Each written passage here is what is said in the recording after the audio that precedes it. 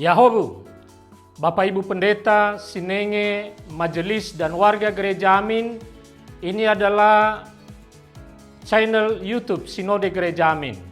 Karena itu, bagi yang mencintai Gereja Amin, tontonlah, subscribe, like, dan bagikan. Gereja Amin yang tangguh, mandiri, dan peduli. Tuhan Yesus memberkati.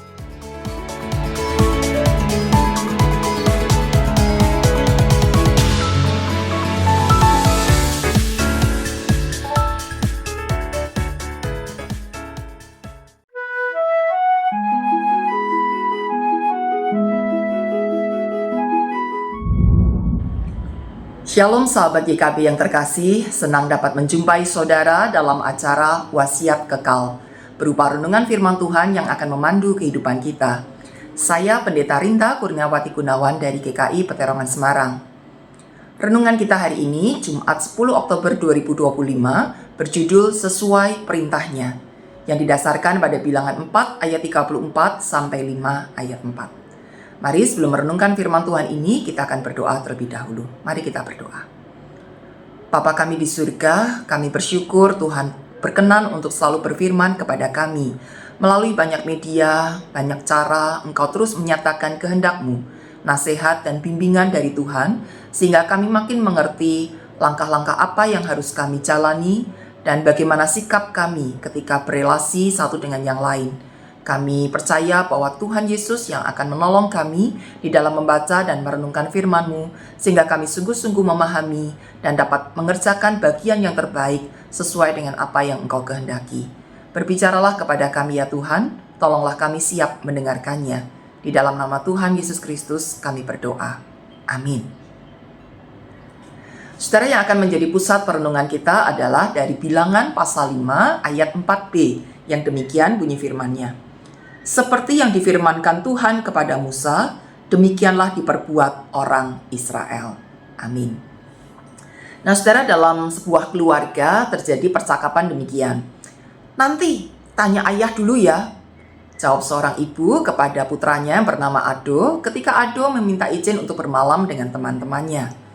Lalu di lain kesempatan kepada adik Ado, ibu itu sering berkata demikian, ayo segera kerjakan PR-mu, nanti ayah marah loh. Nah saudara, dalam sebuah keluarga, ayah sering diposisikan sebagai pengambil keputusan tertinggi sekaligus sebagai pelaksana hukuman. Apakah benar demikian? Kata-kata siapa sih yang seharusnya dituruti oleh seluruh anggota keluarga? Apakah memang hanya ayah, atau ibu, atau siapa? Nah, melihat dari kisah dalam Bilangan pasal 5 ini tadi, Musa adalah pemimpin umat Israel.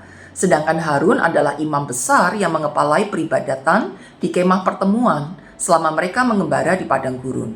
Musa tidak mengatur umat Israel menurut kehendak dan caranya sendiri. Harun juga tidak menentukan secara sepihak siapa yang bertugas di kemah pertemuan. Begitu pula bagaimana para petugas melaksanakan tugas mereka. Musa dan umat Israel tidak bertindak semau mereka sendiri dalam menentukan siapa yang harus meninggalkan perkemahan. Dalam Bilangan pasal 4 ayat 34 sampai 5 ayat 4 ini tertulis bahwa Musa, Harun, dan umat Israel melaksanakan segala sesuatu sesuai perintah Tuhan. Pengaturan segala sesuatu dalam keluarga juga seharusnya dilakukan sesuai titah Tuhan.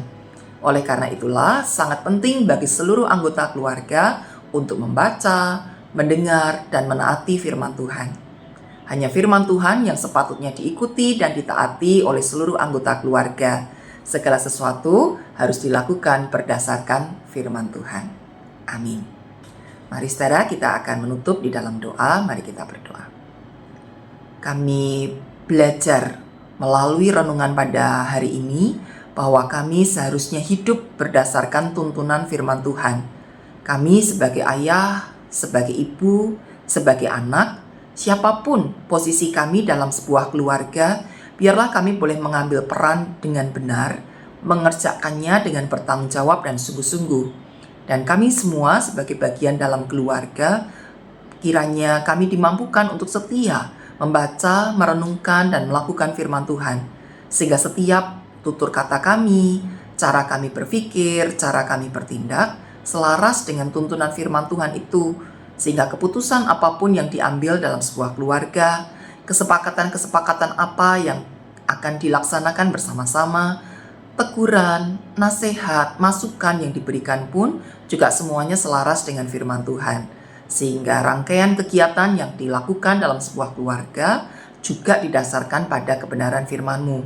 Sehingga semuanya ini akan menolong kami belajar untuk saling menghargai, saling menerima, dan saling mendukung. Luka-luka hati yang mungkin terbit karena ada sesuatu hal yang kurang pas dilakukan satu terhadap yang lain juga dapat dipulihkan karena kami mengenakan kasih Kristus, kami mengenakan sikap hidup yang selaras dengan firman-Mu. Kami percayakan kehidupan rumah tangga kami hanya kepada-Mu saja ya Bapa.